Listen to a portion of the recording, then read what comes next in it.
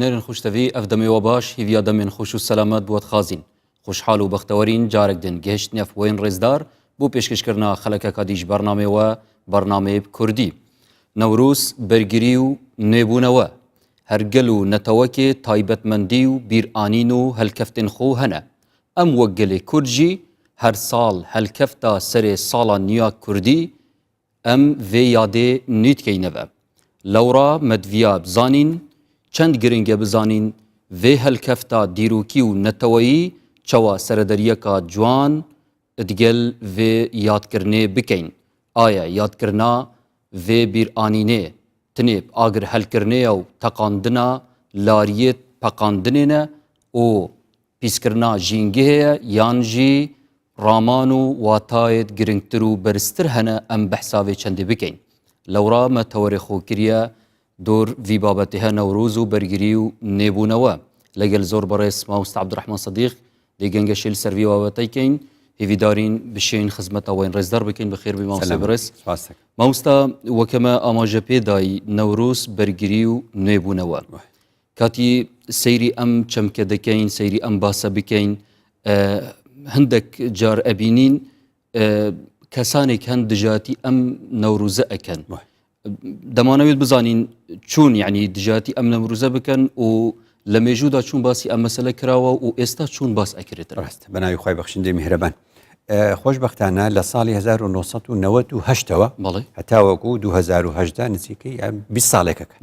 20 sala xerîkî tۆژînewem li ڕووی ئاینیەوە لە نەورۆز بە هەموو شێوازەکان هەموو نەورۆزێک ئەو یادەم کردوێتەوە و هەموو نەورۆزێک لە ڕووی ئاینیەوە ئیزافەیەک و زیادەیەکم دۆزیوەتەوە کەوا چۆن نەورۆز بە درێژایی مێژوو یادێکی گەورە بووە لە مێژووی مسلمانان و لە هەمان کاتیشدا زانایانی کورد بایەخی زۆریان پێداوە بەڵام لە نێو کتێبەکاندا و لە نێو خۆی خۆمان و لە وڵاتانی دراوسێ و دەور و بەریشەوە هەموو ساڵێک دەنگێکی دژ و دەنگێکی دژە باو پەیدا دەبێت کە دژایەتی نەورۆز دەکات دەمانێت هوکارەکەی بزانین چیە لە ئەنجامی ئەمەدا ئێمە زۆر پێویستیمان بەوەیەکە لە ڕاستیە نەوەی نوێ ئەم نەوەی کە ئێستاکە یان وەکو بڵێ پێدەگا ڕەنگە نەزانێت تەنها ئەو دژایەتیە ببینێت و ئەترسم بڕوای پێ بکە لە ئەنجامی ئەوەدا کاری ئێمە هەموو ساڵێک نەوە لە دوایینەوە بیخێنە بەرچاوی یەکەم خۆت دەزانی مسلمانان بە درێژایی مێژویان بە چی کاریان کردووە بە تەقویمی هیجری تەقویمی هیجریش لەبەر ئەوەی 11 ڕۆژی کەمترە لە میلادی و میلادیشیان نەزانیوە کاریان بە میلادی نەکردووە لە ئەنجامدا کاریان بە هیجری کردووە هیجری بۆ دۆزینەوەی بوناسەبە و بۆنە ئاینەکان باشە بەس لەبەر ئەوەی ئەگۆڕێ و ئەسوڕێتەوە یعنی تۆ بتێ کۆتایی مانگی 12 لە تەقویمی هیجری چیە دڵحیجێ ئەو دڵحیجەیە ساڵێک چەند ساڵێک لە زستانە چەند ساڵێک لە هاوینە چەند ساڵێک لە پاییزە چەند ساڵێک لە بەهارە کە گەشتە سەردەمی ئەمەویەکان گوتیان ئێمە چۆن باج وەرگرین باج و خەراج ئیمامی بەیرونی لە کتێبی ئەلئاثار الباقیە ئیشارەت بەوە دەکا دەڵێ هاتن ئەم تەقویمە هیجری شەمسیەیان کرد بە تەقویمی دەوڵەت بۆ ئەوەی کە سابیتە ئیدی دەزانی 21 سێ 20 چۆن دەڵێ 23 بەو مانایە ئەکاتە کۆتایی ساڵەکە 21 سێ ئەکاتە سەرەتای ساڵ ئەمەیان هێنا چونکە ئەو کات بە میلادی کاریان نەدەکرد هجرێکەشیان نەدەگونجا بۆ ئەوەی باجی پێوەرگرن چونکە دەخولێتەوە لەگەڵ وەرزەکاندا دەڵێ کەوایان کرد تۆ ئەبێت لە 23 باج وەرگری لە خەڵک لە زەراعەت و لەو شتانە وتی تەماشایان دەکرد دەوڵەت دێت داوای باج دەکا تۆڵی کاکە من چوزانم ئەم گەنمە 2 مانگی دی باران نەبارێت دەفەوتێ ئەویش نادەڵێ مادام ئەم ڕوبەرت لە گەنم هەیە و لە جۆ هەیە و لە مەحاسیل و بەروبووم هەیە باجەکەی ئەوەندێ دەبێ من دەیتێ خاوەنی کێڵگەکە خاوەنی بەروبوومەکە دەترسا دوای باران نەبێت لەبەرەوە دژی نەورۆز وەستە حتى ئیمامی بەیرونی لە کتێبی ئەلئاثار الباقیە دەڵێ داوایان لە دەوڵەت کرد کاکە نەورۆز با 21 سێ نەبێ با 21 چوار بێ هەیفەک مانگێک بچنە پشت قازانجی مەیە گوتیان نابێت هەر ئەبێت لە 21 سێ بێ بۆیە لە تاریخ الئیسلامە دکتۆر حەسەن ئیبراهیم کتێبێکی هەیە بە ناوی تاریخ الئیسلام ئەڵێ هۆکاری یەکەم لە مێژووی مسلمانان بۆ دژایەتیکردنی نەورۆز چی بوو اقتصادی بوو ئابووری بوو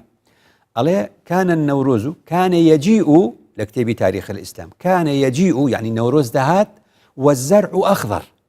کشت و کاڵ هێشتا سەوزە کەسکە گەنم هێشتا سەوزە هێشتا نازانی بەروبوومەکەی چییە و کاتی مانگی جۆ زەردان نەهاتوە پشتی 2 مانگی دی اینجا جۆ دەدوریتەوە لەگەڵ گەنم کەواتە هۆکاری یەکەم حەزیان لە نەورۆز نەبووە چی بووە هۆکارەکە ئابووری بوو هۆکارێکی دی سیاسی بووە هەندێک کەس حەزی لە کورد نەبووە گەلانی دەوروبەر دراوسی حەزیان لە کورد بوو. بۆیە دکتۆر کۆنتەر وەشنەر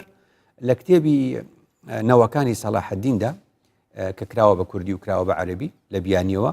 دەڵێ هۆکاری سەرەکی بۆ ئاگرکردنەوە لە لای کورد بریتە لە هۆکارێکی سیاسی. دەڵێ ئێمە دەزانین کورد بۆیە ئاگر دەکاتەوە لەو ڕۆژەدا سەرکەوتنی بەدەست بینتە بە هۆکاری سیاسی لەبەر ئەوە کە بەس ینی ئاگرکردنەوەی کورد هۆکارێکی سیاسیە. لەو کاتێک کە سەرکەوتنی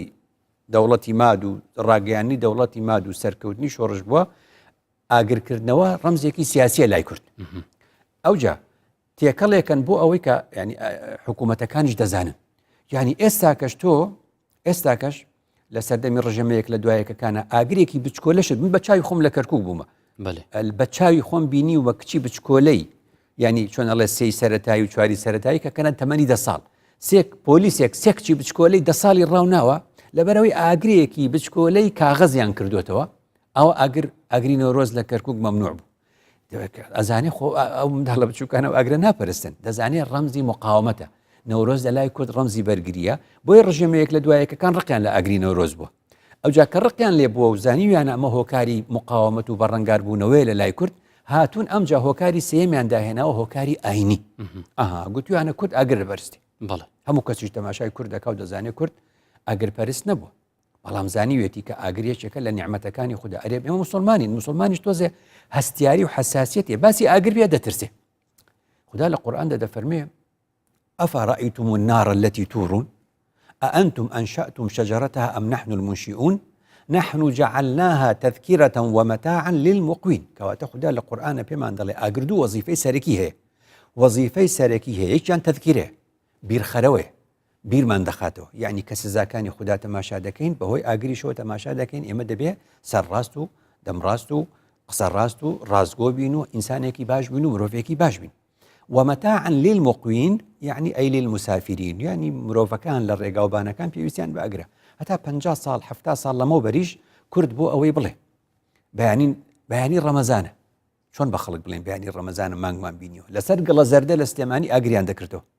خەڵکی شار دەیزانی چوزین بەیانی جەژنە ئەو گوندە و ئەو گوندە و ئەو گوندە لەسەر گردەکان ئاگرێکیان دەکردەوە دەیانگوت ئەمە کەواتە متاعا للمقوين یا مسافرێک سەفەر دەکاوەکو چۆن موسا دەفەرمێ ئینی ئانەست نارە لعلی ئاتیکم بشهاب قبس لعلكم تصطلون یعنی لە ڕێگاوبان بە خێزانەکەی دەڵێ کە من ئەوە ئاگرێک دەبینیم لە دوورۆ مانەوەی ئاگر نیشانی میوانداری بووە ئاگر نیشانی ئەوە بووە کە خەڵک بێت لەوێدا ئیسراحەتکە کەواتە ئەمەش هۆکارێک نییە کە لە ڕووی ئاینی و ئەم قسە باس بەڵام سەر لەسەر هۆکاری ئاینی ئەگەر باسی ئەوەش بکەین نابینی هۆکارێکی تریشەیە کە دەڵێن ئێمە دوو جەژنمان هەیە جەژنی نەوروز و جەژنی حەج ینی ئەوە ناکرێتن بکەینە سێ ڕاستە من باس کردووە بە حزوری چۆناڵێ لە یەک کەس ئیعتیرازی نەبوو لە مانگی 11 ساڵی 2016 لە کۆنفرانسی وەزارەتی ئەوقاف بۆ زیاتر لە 300 زانای ئاینی ئەو قسەی تۆم ئەوە وەڵامدایە گوتم ئێمەش دەڵێن دوو جەژنمانێ ئێمەش دەڵێن لە ئیسلامە پێغەمبەر درودی خوای لەسەر لە فەرمودی ڕاستە فەرموویەتی تەنها و تەنها دوو جەژنمانەیە بەڵام دوو جەژنی چی دوو جەژنی ئاینی نەورۆز جەژنێکی نیشتیمانی و نەتەوەییە جەژنێکی ئاینی نییە کەواتە نەورۆز ڕەمەزان و قوربان دوو جەژنی ئاینی خواکردە خوا داینەوە لە دوای ڕەمەزان و ئەوش پێویستە بە حەجەوە بەڵام نەورۆز جەژنێکی نیشتیمانی خۆکردە خواکرد نییە خواداینە ناو خۆمان دەمانناو اینجا دەڵێن زانە ساڵی هەشتا شەم قسەی دەکرێن بەس قەینا باشە مادەم بۆ بۆنەی سەرکەوتنە بڵێن بە بۆنەی نەورۆز مەڵێن جەژن ناڵم جەژن ربنا أنزل علينا مائدة من السماء تكون لنا عيدا لأولنا وآخرنا وآية منك كواتا للسان العرب ابن منظور كل يوم فيه جمع فهو عيد هر قلبالغيك وهر كوبونا ويقل هر روجيكابو بيدا قتريتي بيدا قتريت جشن عبد الكريم دبان لتربية إسلامي صالي أشتاكان والله أمي دايوة بونا هيا خمان ديكين بجشن أما تسميته عيدا فليست حراما ولا مكروهة إلا إذا اعتقدوا أن ذلك اليوم عيد وضعه الشارع بكردي يعني شيء يعني ناوليناني هربونيك بججن نحرامه ونمكروها إلا لحالتك نبي بلي أو خوا كرديوتي لا خواني كردو جني سركوتني خمان أجل في خيط قال بالشرعي ده أو كاترانج درسنا بيتنا هم حالات اعتيادية بيتنا باشا برو مفردات ألفاظ القرآن راغبي أصفهاني وانيا ئەڵێ والعید ما يعاود مرة بعد أخرى عید چیە؟ عید لە عودەوە هاتووە یعنی هەموو ساڵێک دێتەوە چەند بارە و چەند بارە دەبێتەوە وخص في الشريعة بيوم الفطر ويوم الأضحى لناو شريعتها لناو دينا دوانا لدروي دينا جەژن زۆرە اینجا بەس مەوە بڵێم هەندێک جارە لە ئەمە هی مەجووسیەکانەوە کورد ئاگر ناپەرستێ ئەوە هیچ ڕەبتی نەبوو بە مەجووسی هەندێک جار دەڵێن نا ئەمە هی ئێزدیەکانە ئێوە تێکەڵی ئیسلام ئێستا مانگی چواردێ ڕۆژی جەژنی سەری ساڵی برایانی ئێزدیکەیە دەبێت سێزدەی نیسان تێپەڕێ بگەیتە سێزدەی نیسان چونکە بە تەقویمی ڕۆمی سەری ساڵ لە سێزدەکانەوە دەست پێ دەکات کەواتە لە تەقویمی میلادی مانگێکی دی سێزدەی نیسان دێ یەکەم چوارشەمبی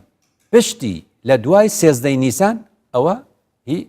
خوشکوبرایانی ئێزدیە کەواتە ئەویش هەر پەیوەست نەبوو بە میترەوە اینجا نقطەیەکی تر و خاڵێکی تر مەسەن زۆر جار دێتە باسکردن دەڵێن ئەمە هی ئێمە نییە ورێنەتەوە یەکگرتوەکان لە ئەفغانستانەوە هەتا ئەڵمانیا دەڵێ جەژنی نەورۆسی ئەم گەلانە هەموویەتی باوایە بەڵام ئێمە تایبەتمەندی خۆمانمان هەیە با نەورۆز کەوتبێتە ئەم یادەوە و خەڵکی تریش لەگەڵی دابیکە بەڵام ئێمە بۆنێ خۆمان قسەیەکی ترت بۆ دەکەم چواردەی تەمموزی 1950 ڕۆژی نیشتیمانی عێراق تۆش بە عێراقیەکان دەڵێ چواردەی تەمموز ڕۆژی نیشتیمانی فەڕەنسایە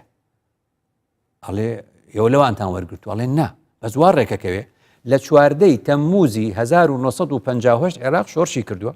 مەلەکی گۆڕیوە بە کۆماری بەڵام لە چواردەی تەمموزی 1970 فەڕەنسا شۆڕشی کردووە کەواتە ئەشێ لە نەفسی ڕۆژ ئاوبرا نەورۆز پێشی کاوەش نەورۆز پێشی مادیش هەر هەبووە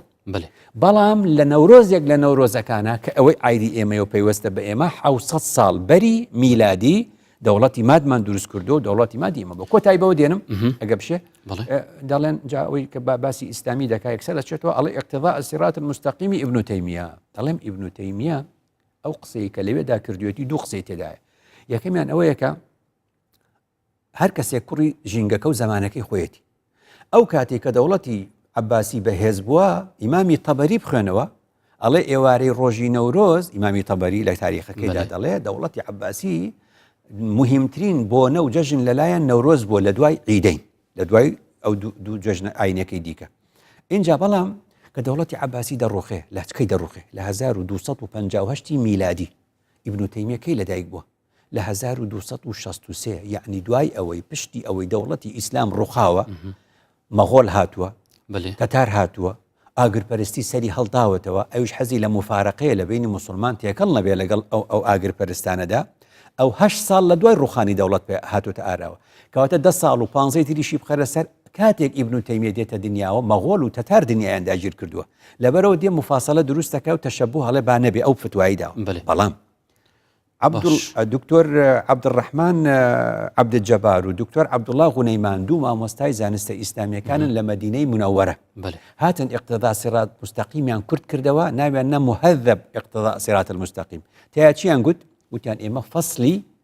تشبه بأعاجم لا دەدەین لأنها مسألة خلافية گوتیان ئەوە ئیبن تەیمیە زیادە ڕەویتیا کرد بەمستە دەهینە خزمەتە جانەبێتەوە پتر گەنگەشی لەسەروی بابەتەی کەین و مە هەندێک ڤۆکس بۆ پەنە و ڕاوسەرنجێت بینەرن بەڕێژی مەدوێتن گۆهداریەوانژی بکەین بە فەرمونون پێک بە بینەر بین نەورۆز وەکو خۆی جێژنێکی کوردە جێژنێکی پیرۆزی گەلی کوردە بێگومان دەبێ هەموو ساڵێک ئەم جەژنە زیندوو بکەینەوە بە باشترین شێواز نەورۆز بجلێ کوردی جوانە یعنی بجلێ کوردی مرزۆیت نەورۆزە وایە ڕۆژێکە پێشمە ڕۆژێکە پیرۆزە جلکێت کوردی ئەم کوردین توێ بجلکێت کوردی کەنیا بارخۆ بوو نەورۆزە و ئەم کوردین دەوێت جلوبەرکێت کوردی بچینە نەورۆزێ و خودی جەژنا نەورۆزی جەژنا هەر چار پارچەت کوردستانەیە نە جەژنا چ شەخصایە و چ حزبایە مەدوێت دوێ جەژنێ دە رەب العالەمین و حەسکت هەر چار پارچە جارێکەدی ببنەیە و دلێ خۆلگەلێک سافی کرد و کورد حتا نەبنە ئەیک ژێ ناگەنە چ مەرحەڵە هەر چار دەولەتێت دەروبەرین ما دژمنێت کوردانە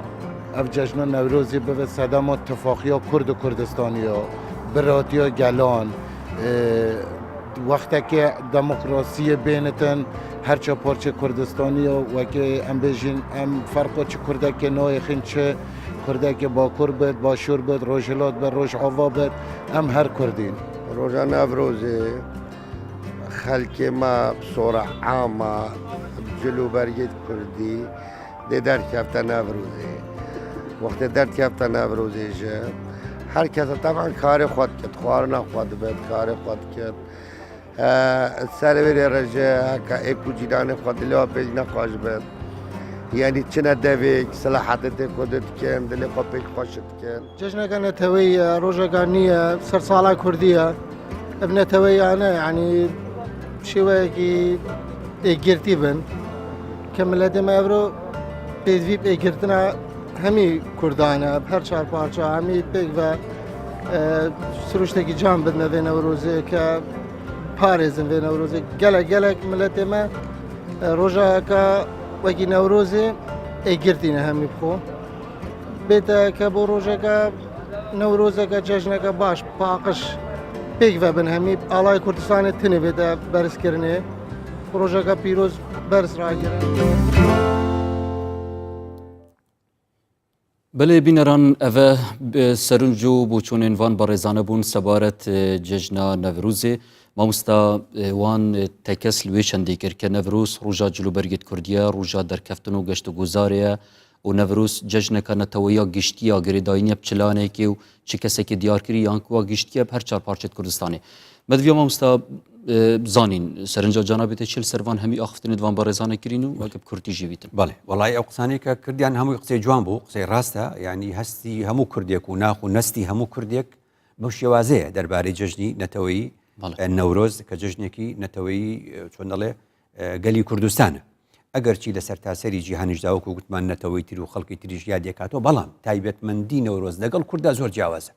ئەو تایبەتمەندی کە کوردێکا ئەو مەراسیم و ئەو ڕێو ڕسمەی لە نەورۆزدا کوردێکا گەلانی دیکە نایکەن لەبەرەوە نەتەوەیە گرتوەکان قەدرێکی گەورەی لە ئێمە کرد کە بڕیاریدا کە ئەم بۆنەی کردە بۆنەیەکی جیهانی و لە کوردی وەرگرتەوە ڕاستێکی دهینە سەروی چەندی بۆ مسەکە تایبەتمەندیت نەڤروزا کووردا چنە و مەدوێت چ ئاڕاستەی بینەرە بکەن بەڵام مەدوێت بزانین زانا و عارفانی کورد مامۆستا چۆن لە نەوروز ڕوانیوە و چۆن بینیانە و چۆن قسە لەگەل کردیە ڕاستە من لە باوکی خۆمەوە دەزانم مەلاسریقی باوکی من لە ساڵی هەفتا نەورۆز و ئاهەنگ هەبوو لە دەرەوەی کەرکووک ئێمە هەموو برد یەکێک لە باوکمی پرسی ئەو کادوتی ماوەستا نەورۆز چ پەیوەندی هەیە و تۆ پێتەڵەن مەلاسریق گوتی خدا گەلانی دروست کردووە خدا زمانەکانی دروست کردووە خدا ئەم خەڵکی دروست کردووە ئەمە غایەیە کە خدا دەیەوێت گەلان هەبن ئەمە خدایە دەیەوێت شعوب و قەبائیل هەبێ ئەوە خدایە کە دەیەوێت گەلێک لەو گەلانە ناوی کووردە ببێ بەڵام ڕژێمەکانیش دەیانەوێت ئەو گەلە لە نێو بەرن کەواتە ئێمە بە عیبادەتی دەزانین بۆ پاراستنی ئەو گەلە بپارێزین بۆ پاراستنی ئەو گەلە وەسائل هەیە هۆکار هەیە ئەو هۆکارانە نابێ بێنە مردن نابێ بمرێ یەکێک لەو هۆکارانەی کە تیایدا لەو بۆنەیەدا دەمانەوێت بڵێن ئێمە هەین و ئێمە کوردین و تایبەتمەندی خۆمان هەیە ئەم بۆنەی نەورۆزێ جا هەر بەو شێوازە زانایانی کورد لە پێشینی شەهر وا بوونە لەگەڵ ئەم بابەتەیە بۆیە بینی مەلای گەورەی کۆیە لە ساڵی 1938 لەبەر دەرکی سەرا لە کۆیە یەک وتارێکی زۆر جوان لە ئێوارەی نەورۆزدا بۆ ئەو خەڵکە دەڵێ و دەیخوێنێتەوە و دەڵێ ئەمە جەژنە و جەژنی نوێبوونەوەی سروشتە و جەژنی سەرکەوتنی ئومەتە و جەژنێکی مبارەکە ئەو مەلای گەورەی کۆیە ئاوا دەڵێ لە ساڵی هەفتا کە جارێکی دی ئەم باسە هاتەوە ئارە ناحەزانی کورد و دوژمنانی کوردیش کەوتنەوە دژایەتیکردنی نەورۆز ئەو کاتە مامۆستا عەبدوڵڵا ساڵح ئیسماعیل ئەم نامیلکەیی چاپ کرد ئەم نامیلکەیە کە بەرگەکەی نەماوە ئەمە چاپی ساڵی 1970 لە چاپخانەی کامەرانی لە سلێمانی لە ساڵی 1970 چاپی کرد لە هەفتاوە قسەی لەسەر کردووە دەربارەی ئاگری نەورۆز کاتێکە ئەم باسەی کرد هەندێک گوتیان ئەوە قسەی خۆتە تۆ ئەم قسەیە دەکەیت و هەرچەنە هەمووشی بەڵگە و ڕوونکردنەوەی ئەمەی ساڵی هەفتاویەک هات گوتی ئەگەر وا دەڵێن دەیجێڕم بەسەر هەموو مەلا معتەبەرەکانی کوردستاندا بە هەر چوار پارێزگاکەی کوردستاندا بابزەم ئەوان چی دەڵێن ئەوانش وەختی ئەمەیان بینی ئەو نامیلکەی مامۆستا عەبدوڵڵا ساڵح ئیسماعیلیان خوێندەوە ئەوە دەستخەتە لە لای منە ئەوە فتوایە ئەوە وەسیقەیە ئەوە وەسیقەیە کە یەک بە یەکی ئەو زانایانە لە ساڵی هەفتا ئیمزایان لەسەر کردووە ئەوانەی کە ئیمزایان لەسەر کردووە هەر هەمویان ناوەکەیان لێرە هەیە زانای ئاینی وەکو شێخ محەممەدی خاڵ و مستەفا نەجیب بەرزنجی و عەبدول چۆن دەڵێ مامۆستا حەسەنی نایب ئۆغلی کەرکووک و ئینجا تقریبا 8 9 هەموو ناوەکانیان لێرێ بە تەوقیعەکانی خۆیانەوە بۆیان تەوقیع کردووە کە چۆن دەڵێ عەبدولحەمید ئەتروشی قازی بەغدادی ئەوەل و هەموو ئەمانە کردویانە کەواتە ئەمە وەسیقەیەکە ئیدی لەسەر زەوی ئێوە ساڵی 1900 ساڵی 2011 من ئەمەم هەموو کۆ کردەوە هەموو نووسی کردم بە نامیلکە و یەکێتی زانایان ئەمەی بۆ چاپ کردم ئەمە لە ساڵی 2011 یەکێتی زانایانی ئاینی ئیسلامی کوردستان لە ساڵی 2011 ئەم نامیلکەی چاپ کرد و بەخشیەوە بەسەر زانایانی ئاینی ئیسلامی کوردستاندا اینجا لەسەر ئەوەی کەوا لە دوای ئەوەش هەر قسە و باس هاتە ئاراوە بچۆرەوە بۆ سایتی یەکێتی زانایانی ئاینی ئیسلامی کوردستان لینکی فتووە لە ساڵی 2013 یەکێتی زانایانی ئاینی ئیسلامی کوردستان فتوایەکی زۆر جوانی ئاینی نیشتیمانی نەتەوەی لەسەر نەورۆز بڵاو کردەوە ئیدی هەموو ئەمانە لە ڕاستیدا بە ئێمە دەڵێکە ئەم باسی نەورۆزە لە لای مەلای کورد و لە لای مەلای ڕەسەنی کوردەواری ئەسڵە هەندێک لێرە و لەوێ تاک لەسەر ژماری پەنجەکانی دەستێک یا دوو دەست ئەگەر بە مەلاش بێ و بە ناوی مەلاوە دژایەتی نەورۆز بکە بیری هاوردەی وڵاتانی دەرەی بۆ هاتووە ئەوانەی خوێندۆتەوە بۆیە وا دەڵێ چونکە ئەو وڵاتانی دەرێ هەندێکیان کە بیر و بۆ چون و تێگەشتێکی عەرەبیان هەیە لە ئیسلامدا لە ڕاستی نە ئاینێکی دی ڕێگە پێدراوە لە هەندێک لە وڵاتانە نەنەتەوەیەکی دیگەر ڕێ پێدراوە بۆیە پێویستە مەلای کورد بچێتەوە سەر ئەو ڕەسەنایەتی خۆی بچێتەوە سەر ئەو ڕابردووی خۆی فتوا لە زانای خۆی وەرگری هێویداری مامۆستا پەیامەتە بگەهیت و مەدەمێ ناوبڕێکی هاتی و دەهێنە خزمەتە جانابێتە پتر گەنگەشە دەینەوی بابەتەی بینەرن بەڕاست پشتی ناوبڕێکا کورد و دەهێنە خزمەتەوەیان ڕێزدار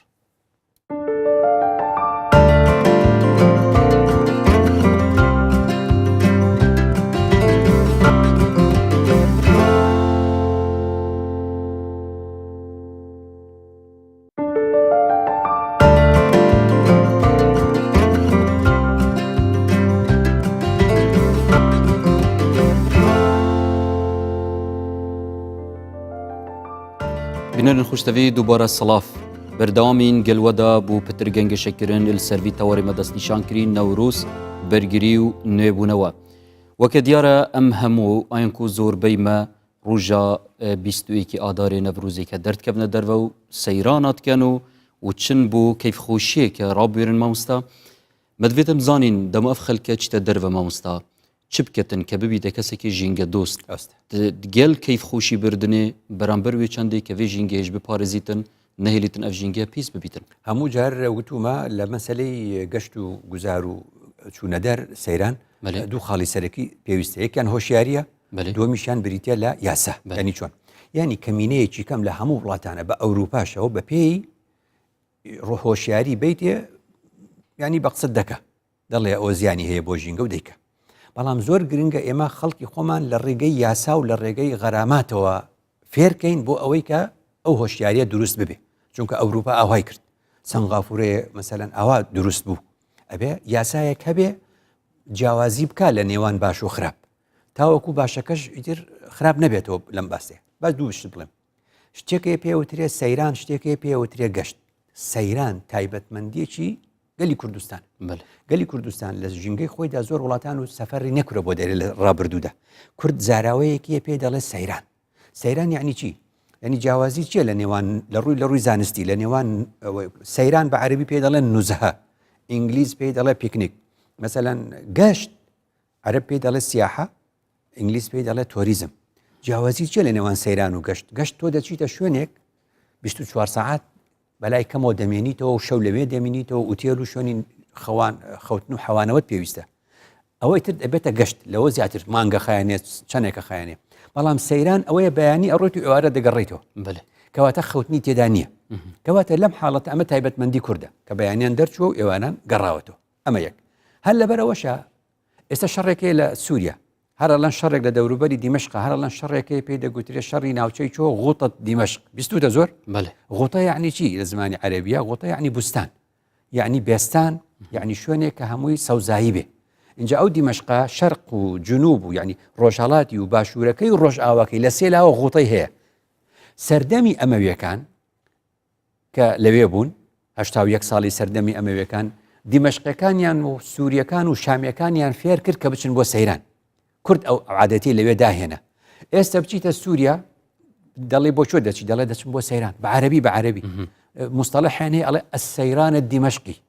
سەیرانی دیمەشقی ئەق سەیران لە عەرەبیان نەبووە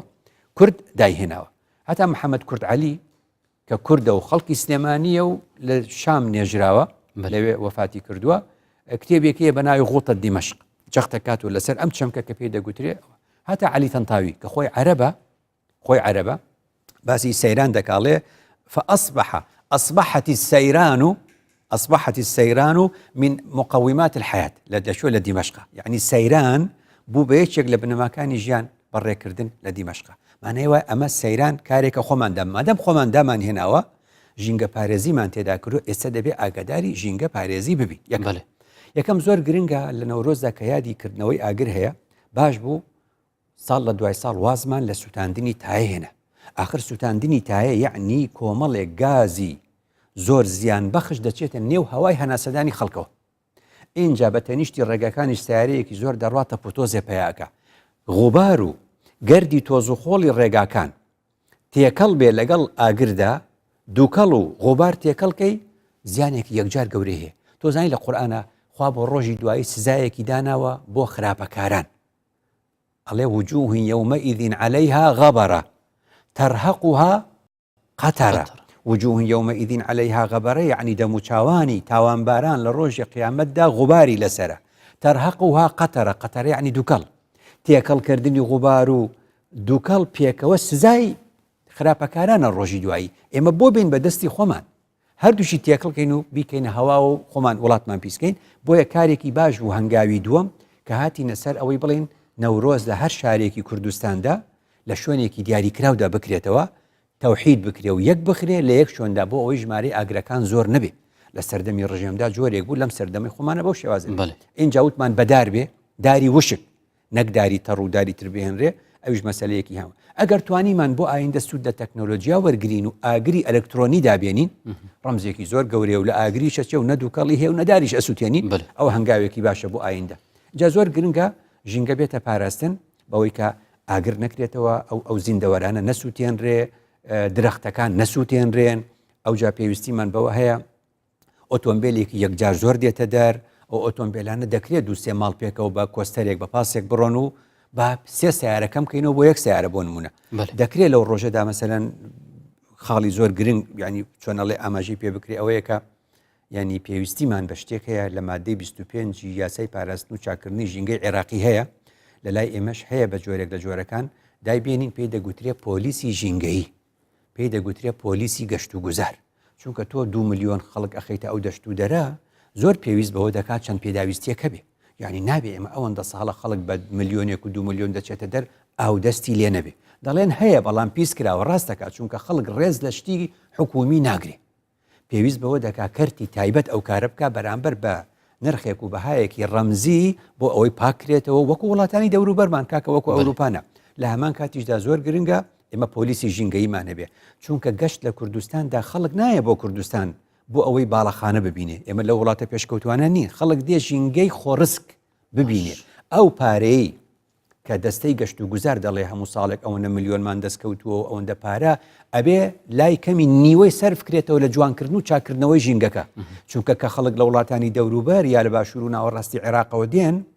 ئەم گەشتەی بۆ ئێرە دەکەین گەشتێکی ژینگەیە کەواتە ژینگە پیس دەکەنەوە دوای چێ ئەو هەموو بڵ ئاوە کۆ دەکاتەوە چۆن ئەو ژینگەیە جارێکی تر دروست دەکرێتەوە کە پێویستە ئەو پارەیە نیوەی لە چاکردنەوەی ژینگەدا سەرف کرێت دەست خوشمە مستەمە بەشێ دوێندێک بۆ کەس بۆ بێ دیژی هەنە بینەرێنمە ڕاوسەرنجێت خۆ دەربڕینە دەربارەی وی بابەتێمە دەستنیشان کردی بفەرمونون پێک بە بینەر بین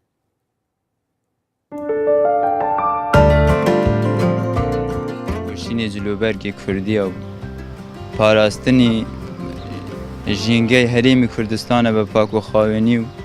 جوانکردنی سروشتی کوردستانە بووە هیوادارم یعنی بە شێوەیەکی عام لە بوو هەموو خەڵک سەیرانگاکان بپارێزن بە باشترین شێوە بە پاک و خاوێنی بۆ ئەوەی هەستینەتەواتی کو هەستینەتەواتیەوە پاکەوە بە پاک و خاوێنیش سەیرانگاکان ڕابگرن ئەش خەڵکێمە تەڵابەت کەم ئەو نەڤرۆزە ئادلێت ڕوو نەخوارێ ژینگەیە وەختێ ڕات بن جێ خۆش پاقشکن ژینگاژە پێ پیس دەبێتن وقت چینە سەیرانێ ئەم وەخت میگرتی پسکێتێکی دێخۆین تشتێکی دێخۆین دەبێتن وەنا عەلەگەک گەلمە بیتن ئەم کێنەتێدا و وەخت دەبیا هەمیە ڕاکەم کێنەت عەلەگەیدا و گەلخۆ بینە ماڵ وەختێ هەندێکی دژی تێنەوی جیهی دا ئەوژێک یعنی پاقژە ئەوژی هەروە بکەن هەکە وان دیت هەیە پیس بوو دا ئەوژی هەرو وەسا هێلان ژینگە خۆ پارێزن کوردستانی پارێزن دەبێت هەر یا پاقش بیتن پاک و خاوین بیتن بۆ ئەوەی ژینگە هەمە هەر یا جوانە کوردستان خەملا خۆ یا جوانە ئێمە هەمومان کە چینە سەیرانی دەبێت لە دوو خۆمان شوێنەکە بپارێزین ئەنی ئەو خاشاکەی پێمانە لەگە خۆمان بهێنینەوە ئەنی بەیاوەندە جێگە ناگرێت کە تو ژینگەکەی بەتەواوتر پێ پیس بکەیت واز هیویدارم ژینگە هێ پارێزن چکی جوان کوردستان ژینگە خۆیا جوانە گلێشی خۆ ئەکو بەرمایەت خۆ ئەگۆ چنەڤە بکەنە زەرفەکی تو گەل خۆ بەنە ماڵێ چونکی ئەبێت دیفمە ژیتێن دیفمە دهێن هەر دیڕی نەخۆرێ جهێ ئەم لێ ڕتڕین نەخۆرێ و یاش مڤە کوردستان گەلەکە جانە ژینگە خۆ چکی ژینگە هەوەیە پاقژە بله بینرین خوشتوی سرنجین وان بارزانه همیات تکسوی چنده کر که دویتن جینگه بپارزین سروشت کردستانی بخوی جاند ویتن ام وی جوانی بپارزین و راب گرین و مستاگر وی پرسیار آراسته هر کسی که بگی رنگ همیا اف بوچونه هبید که بپارزن بلام تهمان دم دادم ام چینه سفره و سیران دبینین گلک زبلو خاشاک و تشت لبرد ویره هیا انسان ناتوانیتن با خوشی خوی لوین در ور بگریتن ئێمە بەڕاستی گەشت و یا بەمانەیەک بڵم سەیرانی ستاندارد نازانی بەڵێ ئایویش نییە فێری بین یعنی من بابەتێکە پێویست بەوە دەکات دەستەی پاراستن و چاکردنی ژینگە لەگەڵ دەستەی گەشت و گوزاردا پێکەوە هاوکاریەکیان هەبێ بۆ هەموو ساڵێک بەڵێ ینی گرنگە ئێستا لە ڕووی ستانداردەوە ماڵی ئێوە بچێ بۆ سەیرە ماڵی ئەمەش دێ بۆ سەیرە لە ڕووی ستانداردەوە بۆ ئەوەی ئێمە سەیرانێکی ئاسایی بکەین و ڕێکوپێک بێ و تووشی ژاوەژاوە ماندووبوون نەبین دەبێت لە نێوان ماڵی ئێمە و ماڵی ئێوە 50 مترە ئەو ستانداردی ژینگەیە ئەوە ستانداردی سەیرانە بەڵام ئەم ماڵان هەموو بەتەنیشتیەکەەوە ئۆتۆمبیل بەتەنیشتیەکەەوە خەڵک دێتەوە بە ماندووبوونەوە دێتەوە لە کاتێکە ئەو چۆ دەرەوە بۆ ئەوی کاوە بەحەسێتەوە تووشی حەوانەوە بێ کەچی تووشی ماندووبوو نەبێ ئەمە خاڵی زۆر سەرەکیە کابێ ئەو دوو دەستەیە پێکەوە کاری لەسەر بکەن خاڵی دیکەوەکو باسم کرد پۆلیسمان پێویستە یعنی هیچ وڵاتێک بەبێ پۆلیس ناژێ هیچ وڵاتێک بەبێ سزادان و غەرامەکردن ناژێ ئەوەکو گوتم هەموو دنیا ئەرە باشە خۆت مامۆستا و زانای ئاینی لە کوردستانە 3014 مزگەوت خۆتبەی جومعی تیاکرێ خۆ 3014 مزگەوت هەموو هەفتەیەک ئەڵێ خەڵکی نەباش بکەن و خراپ مەکەن وانە ئێ خەڵکەکە کە ناو مزگەوتەکە دانیشتووە لەبەر دەرگای مزگەوتەکە سیارەکەی بردوۆتە بەردەمی ماڵێک ڕێی لە ماڵێک گرتووە خۆشیوا لە بحساب ئەمیان عیبادەتە ئەویشان دژایەتیکردنی ئەمری خوای جەوهری پرسیارەکە ئەوە مامۆستا ئایا بوو ئەمە ئەکەن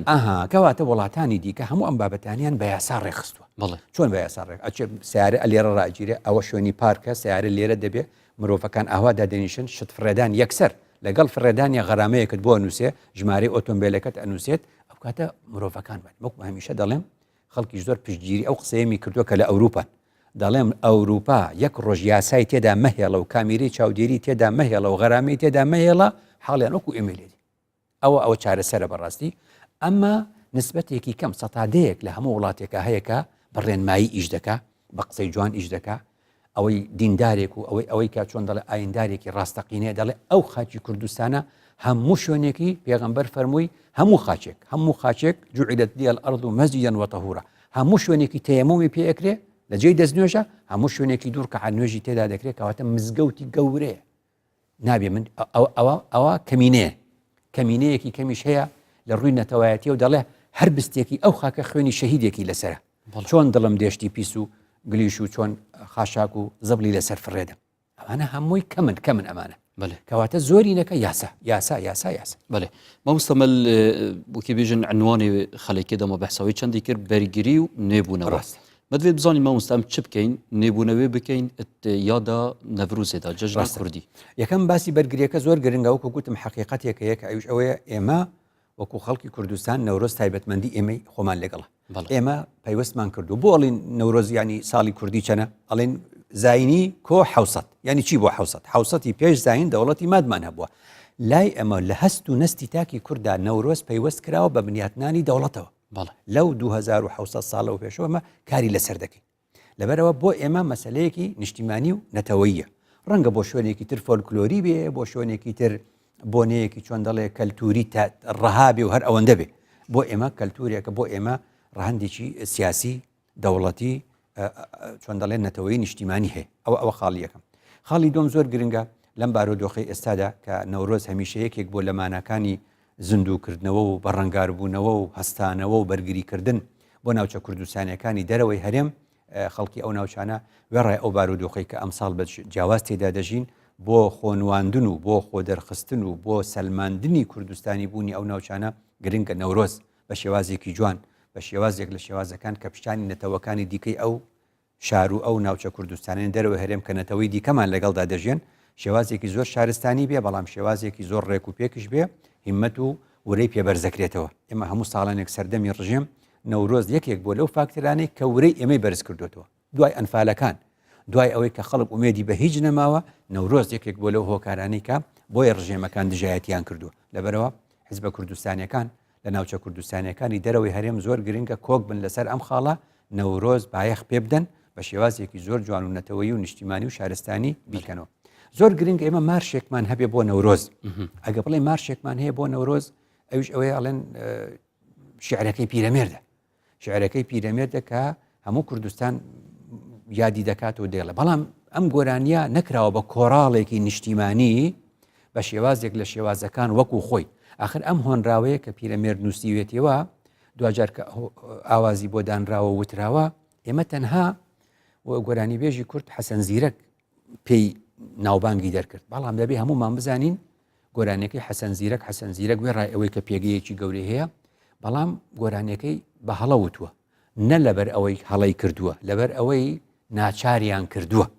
چونکە ئەو گۆرانی لە ئێران ئەوتۆتەوە لە ئێرانی سەردەمی شا بۆیە بینی دەستکاری جارێ ئەو 5 بەیتی لێ بڕیوە 5 بەیتی لە شعرەکەی پیرەمێرد بڕیوە چونکە ئێران قبولی نەبوو ئەوە بڵێ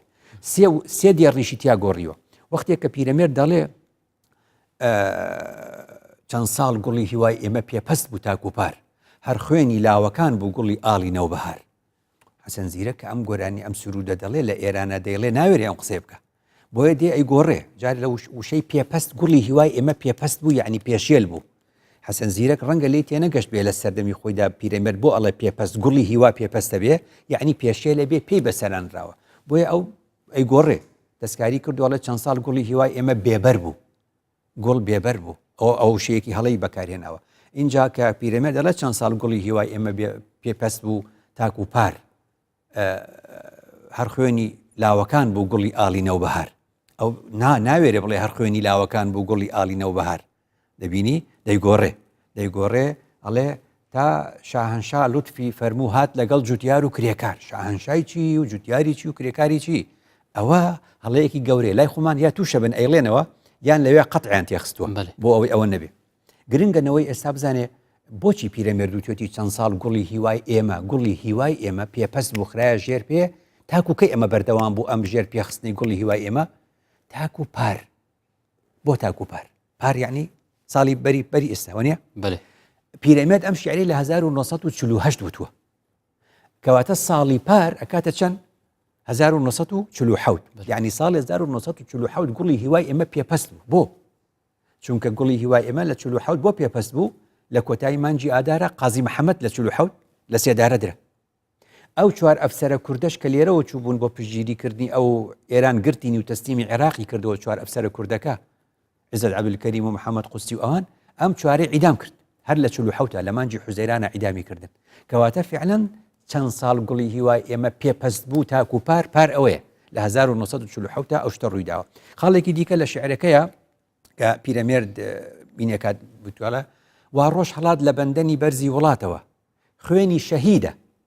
ڕەنگی شەفەق یا ڕەنگی شەفەق شەو قەداتەوە خوێنی شەهیدە حەسەن زیرەک ناوێرێ ئەوە بڵێ لە گۆرانێکەیە ئەڵێ ڕەنجی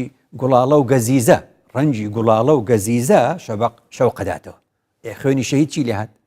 کەواتە شعرەکەی پیرەمێرد حەسەن زیرەک دەستکاری کردووە لە ترسە لەبەرەوەی لە ئێران پەیامەتەوە ئەوە بێتە هەموارکردن من لە ئێستەوە داواکەم ئەگەر با کەناڵی کوردستان 24 بیکە بۆ ساڵی ئایندە ئەم بابەتە بە دوور و درێژی لە گوڵانی ساڵی پارە نووسیمەوە بەڵام کەس نەبوو بە خاوەنی من ئێستا لە کەناڵی 24 داوا دەکەم چی بکە بۆ ساڵی ئایندە لە ئێستەوە بۆ ساڵی داهاتوو شعرەکەی پیرەمێرد وەکو خۆی بە ئاوازەکەی خۆی بە کۆڕاڵێکی نیشتیمانی بە ژمارەیەکی یەکجار زۆری چۆن دەڵێ گۆرانی بێژان پێکەوە یەک کۆڕاڵێکی گەورەمان بۆ دروستکەن بە شعرەکەی پیرەمێرد بۆ ئەوەی ئەو هەڵانێک حەسەن زیرەک نابێ بڵێم هەڵە چکە گوناحە ئێران وای پێکردو ئێرانی سەردەمی شا نەیهێشتووە ئێرانی سەردەمی شا نەیهێشتووە سرودەکە وەکو خۆی بڵێ بۆ هاتوو دەستکاری سێ4 شوێنی کردووە مانای شعرەکە هەمووی وەکو دەڵێ ون بووە خاڵی کۆتاییم لەم بابەتە ئەوەیە قاسم ئەمین و عەلی ئەمین لە میسر لە ساڵی 56 گوتیان ئەوروپا و ئەمریکا ڕۆژێکیانەیە بە ناوی ڕۆژی دایک ئێمەش وەکو میسر پێتان باشە چ ڕۆژێ بکەین بە ڕۆژی دایک لە ئەخبار اليوم جەریدەیەکیانە بوو بە ناوی ئەخبار اليوم عەلی ئەمین و مستەفا ئەمین لە ئەخبار اليوم هاتن ئیستیفتایەکیان ڕاپرسیەکیان کرد لە خەڵکەکە بۆ خەڵکەکە نەیان نووسی 21 سێ بکەن بە ڕۆژی دایک لە 21 سێ 1956 میسر کردی بە ڕۆژی دایک لەوێەوە وڵاتە عەرەبیەکان بە عێراقیشەوە کە ئێمە ئێستا بەشێکین بەداخەوە لە عێراق هەموو وڵاتە عەرەبیەکان 21 سێیان کرد بە ڕۆژی دایک بۆیە کە نەورۆز دێ شتێکی تریش دەبیستی ئەڵێن ئەمڕۆ ڕۆژی دایکە ڕۆژی دایکتان پیرۆز ئەبێ پەرلەمانی کوردستان ڕۆژی دایک لە کوردستاندا جا بکاتەوە ڕۆژی دیکەمان زۆرە دایکی بەوەفا و دایکی ڕووسور و سەربەرزمان زۆرە لە کوردستاندا کە ئێمە ڕۆژێک لە ڕۆژەکان لە کوردستاندا بکەین بە ڕۆژی دایک لەبەر ئەوەی لە عێراقدا دەبیستی ئێستاکە دەبیستی ڕۆژی نەورۆز دێ یەکێک عێراقیەکان کردیان بە عید الشەجەرە زمانی سەدەم وایان دەگوت ئەوە عید الشەجەرە نییە ئەمە عید الشەجەرەمان هەموو ڕۆژێک هەموو بەهارێک دەچێنی ئەوە نەورۆزە دوو ئەوجا ئێمە ڕۆژی دایکەیە لە عێراقا لە هەموو وڵاتە عەرەبیەکانە 21 سێ لە ساڵی 1956 کراوە بە ڕۆژی دایک ئێمە عید الشەجەرە بێت و نەورۆز بێت و جەژنێکی جیهانی بێت و لەولاو جەژنی دایک بێ نەورۆزەکە ونە بێ ئێمەی کوردستان پەرلەمانی کوردستان داوام لێیانە کە ڕۆژی دایک جا بکاتەوە لە کوردستاندا ڕۆژێکی ترمان هەبێ بۆ ڕۆژی دایک تاوەکو نەورۆز جەژنی نەتەوەیی گەلی کوردستان دەستەکانت خۆش مامۆستاگیان ئەو قسانەی هەموو ئاراستەی بینەران کردووە وەک وعیەک و هوشیاریەک دروست ببێتن هەمبەر ئەم جەژنە نەتەوەیە زۆر گەورەیە مامۆستا حەزمان لێ بوو باسی ئەوە بکەین ئەگەر بە کورتیژی بیتن ئەم ساڵی نوێی کورد نەورۆز چون ببیت بە فاکتەرێکی بەهێز بۆ ئەوەی یەکڕێزی لە ناو ماڵی کورد دروست ببێت لە ناو لایەنەکانی کوردی لە کوردستانی خۆمان دەبینی هەر لە ڕێگەی ئەم بەرنامەیە کاتی خۆشی ئاماژەمان بەوە کرد ئێمە گوتمان یعنی کە ئەو بارودۆخەی کە لە دوای ڕێفراندۆم ڕوویدا ڕێفراندۆم یەکێک لەو خاڵە باشانەی کە ڕێفراندۆم سەلماندی بۆ کورد و بۆ هەموو جیهان ماسک و قیناعی لە دەموچاوی هەموو وڵاتانی دەوروبەر داماڵی دەرکەوت وڵاتان بە عەرەبی بێ و ئیسلامی بێ و ئەوروپی بێ و ئەمریکی بێ دژی ڕێفراندۆم بوون بۆ لەبەرەوەی ڕێفراندۆم هۆکارێکە بۆ بوون بە دەوڵەت ئەوە خاڵی زۆر بەهێز بوو کەواتە لەوێەوە دەرکەوت لە دوای ئەوە ئێمە چیمان بەسەر هات هەنگاوێک هاتی نەدواوە هەر ئەو کاتیش لە ڕێگەی ئەم بەرنامەیە گوتم ئێمە ئەوەی بەسەرمان هات بە دووری نازانم لە ڕۆژ ئاواش جارێکی تر دروست بێتەوە ئێستا دەبینی ئەینی جارێکی تر باسی عەفرین و باسی منبج و ژێڕانەوەی کورد بۆ ڕۆژهەڵاتی ڕووباری فورات لە باکوور هەردەبینی و لە ڕۆژهەڵات هەردەبینی کەواتە خەمەکانمان یەک خەمە ناخۆشیەکانمان یەک ناخۆشیە کوردستان خوا دروستی کردووە هەر ئەو شوێنە بووە کەسێک پێشی ئێمە لێرە نەبووە آخر خوددا دەفەرمێ